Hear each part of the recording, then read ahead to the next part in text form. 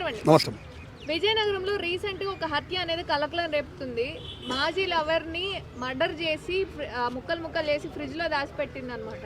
ఆయన navy officer అయ్యుండి ఈ విధంగా చేయడం వెనక ఆంతర్యం ఏంటంటారు? ఏమనుకోవాలో అర్థం కావట్లేదమ్మా. అంతకుముందు 2 సంవత్సరాలు లవ్ నడిచిందంట ఈ అబ్బాయితో, నావీ ఉద్యోగం అని చెప్పేసి నడిచిందంట. మరి అంత అందంగా ఉంది, మరి ఈ మధ్యకాలంలో ఎవరు దొరకలేదా ఏందా? వదిలేసింది. అప్పుడు ఏం సెటిల్మెంట్ చేసుకున్నారో అయిపోయింది. ఈయన పెళ్లి చేసుకున్నాడు, వాళ్ళ ఆవిడతో బాగానే ఉంటున్నాడు. మరి ఎందుకు వచ్చిందో, మళ్ళీ ఈయన జోలికి ఎందుకు వచ్చిందో, మరి ఈయన ఎందుకు భయపెట్టిందో మరి తెలియదు. కానీ మరి ఎట్లా తయారయ్యారంటే, ఒక రకంగా చెప్పాలంటే ఏది ఉన్నది లేదు లేని పోనట్టు ఈయన వచ్చి బ్లాక్మెయిల్ చేసిందని చెప్పేసి కొంతమంది చెబుతున్నారు. మరి అది ఎంత మటుకు నిజమో ఏంటో తెలియదు. ఒక రకంగా చెప్పాలంటే ఆడంతా తెగిచ్చి ఉండకూడదు. ఒక ఉద్యోగి, నావీ ఉద్యోగి అయ్యుండి, ఒక గవర్నమెంట్ ఉద్యోగి అయ్యుండి వాడు ఇలా తెగించకూడదు. అంత దారుణంగా నరికి, ఆ తల తీసుకెళ్ళి నరికి, బాడీని కాళ్ళు చేతులు కాల్చేసి ఈ బాడీని మట్టి ఫ్రిడ్జ్లో పెట్టి మళ్ళీ వెళ్ళి పోలీసులకు చెబుతాడు. ఇలా టార్చర్ పెడుతుందని వెళ్ళి పోలీసులకు చెబితే పోలీసులు ఏదో ఒకటి సొల్యూషన్ చేసేవాళ్ళు కదా. అడు అంత ఆలోచన ఉన్నవాడు, అంత తెలియగలవాడు పోలీస్ స్టేషన్కి వెళ్ళి ఇదిగో టార్చర్ పెడుతుందని ఐడి కార్డు తీసుకుంది అని చెప్పినాడు. అది పోలీసుల రియాక్షన్ ఉండేది కదా, వేరేగా ఉండేది కదా. ఒక గవర్నమెంట్ ఉద్యోగం అయి ఉండి నీకే ఆలోచన రాలేదే, నీకు సామాన్యుడికి ఏమొచ్చింది ఆలోచన? ఏం లేదు మేడం. ఈ మధ్యకాలంలో ఇట్లాంటివి జరుగుతున్నాయి. ఎట్లా ఉన్నాయంటే భయం అనేది లేకుండా పోయింది. ఏం చేయలేరులే, బెయిల్ మీద వద్దాం అని ఆలోచనలో పడిపోతున్నారు. అటు డబ్బు ఉన్నాడు కానీ ఇటు డబ్బు లేనివాడు కానీ జైల్లో ఆడమేపుతున్నాం అనే ఫీలింగ్లో ఉండరు. వీళ్ళకి ఏంటంటే గంజాయి దొరికింది, అలా రోడ్డు మీద ఎట్టా హింసించారు, తలెత్తుకోలేకపోయారు. వాళ్ళు జైల్లో ఉన్నా కానీ వేస్ట్గా అట్లా హింసించాలి వీళ్ళని కూడా. రోడ్డు మీద ఒక కాలో చేయదీసి రోడ్డు మీద పడేస్తే వీళ్ళకి నిప్పు అనేది తెలిసిద్ది. మరి పోలీసులకు ఒక స్వేచ్ఛ ఇవ్వలేదమ్మా. పోలీసులు తగిన చర్యలు తీసుకుంటాం, పోలీసు అనే భయం అనేది తగ్గింది.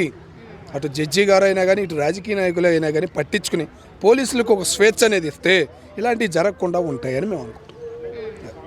అంటే చంపిన తర్వాత స్నేహితుడి సలహాతోని పోలీస్ స్టేషన్కి వెళ్ళి లొంగిపోయాడని తెలుస్తుంది. ఇప్పుడు ఆయన జైల్లో ఉండి ఆవిడ్ని చంపేసి ఇప్పుడు చేసుకున్న ఆవిడ కూడా బలైపోయింది కదా. మరి అంతేగా, 3 జీవితాలు బలి కదమ్మా. ఇప్పుడు ఆడేం చేస్తాడు?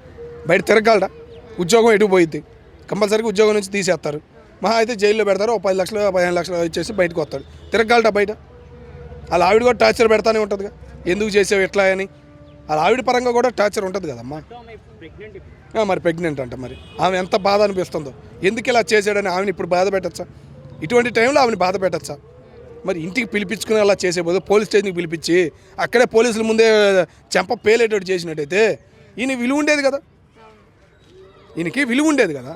మరి ఆ చెప్పిన స్నేహితుడు ఎవరో మంచి మాట చెప్పాడు, లొంగిపోరా బాబు అని చెప్పేసి. లేకపోతే ఇంకా వేరేగా ఉండేది, అది వాసన వచ్చేది, పరిస్థితి ఘోరంగా ఉండేది. ఇంకా మరి అంత దారుణంగా వెళ్ళకూడదు కదా అని నేను కోరుకున్నాను. ఇన్సిడెంట్ ఏదైతే ఉందో, ఒక అమ్మాయిని నేవీ ఆఫీసర్ కట్ చేసి ఫ్రిడ్జ్లో పెట్టిండు, ముక్కలుగా కట్ చేసి, ఇది ఎంతవరకు కరెక్ట్?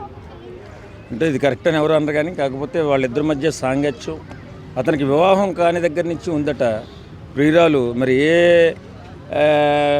ప్రేమించిన అమ్మాయిని చేసుకోకుండా మళ్ళీ బయట సంబంధం చేసుకుని ఈవేళ ఆమె ఇబ్బంది పెడుతుంది, నా నుంచి డబ్బులు కొట్టేస్తుంది, ఎలాగైనా తన కథ ముగించాలనే ఆలోచనలో ఆ అమ్మాయిని చంపేశాడు. ఇంత ప్రేమలు ఉన్న చోట ఎలా చంపుకోవాలనే ఆలోచన ఎలా వస్తుందో తెలియట్లేదు. అవగాహన లేకనా, లేక ఎలా తప్పించుకుందామని. నిజంగా అమ్మాయిని చంపేసి కొన్ని పార్ట్స్ తీసుకెళ్ళి సూట్ కేసులో పెట్టి తీసుకెళ్ళి ఖననం చేసి మళ్ళీ వచ్చి ఫ్రెండ్కి ఫోన్ చేసి ఇలా నేను చంపేశాను ఆమెని అని చెప్తే ఫ్రెండ్ అరే అది అంత తప్పు చేసావు అని చెప్పి వారు పోలీసులకు తెలిసిపరిచి ఆ కేసుని బహిర్గతం చేయడం జరిగింది. నిజంగా అపార్ట్మెంట్లో ఉన్నవాళ్ళు ఇలాంటి సంఘటనలు జరిగినప్పుడు చాలా ఇన్సెక్యూరిటీ ఫీల్ అవుతూ ఉంటారు. ఆ అపార్ట్మెంట్లో 22 మంది కుటుంబాలు ఏమో ఉన్నాయి, వాళ్ళంతా కూడా ఇవాళ భయభ్రాంతులకు గురై ఉన్నారు. ఎందుకంటే చేసిన హత్య ఎంత కిరాతకంగా, ఎంత దారుణంగా ముక్కలుగా కట్ చేసి శరీర భాగాల్ని, మరి ఎంత కసి, ఎంత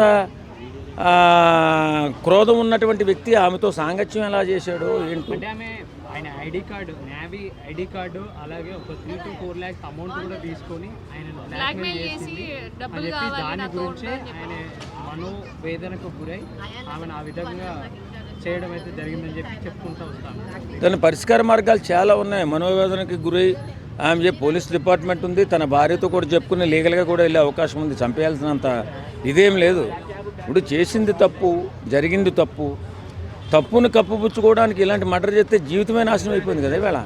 ఇప్పుడు తన భార్య బాగుండాలి, తన భార్యతో కలిసి ఉండాలని ఆలోచన చేసి ప్రియురాలను చంపాడు. మరి ఎలా భార్య సుఖంగా ఉంటుందా? ఇతను జైలుకి పోతాడు, జైలుకి పోయిన తర్వాత లైఫ్ గ్యారంటీగా పడుతుంది.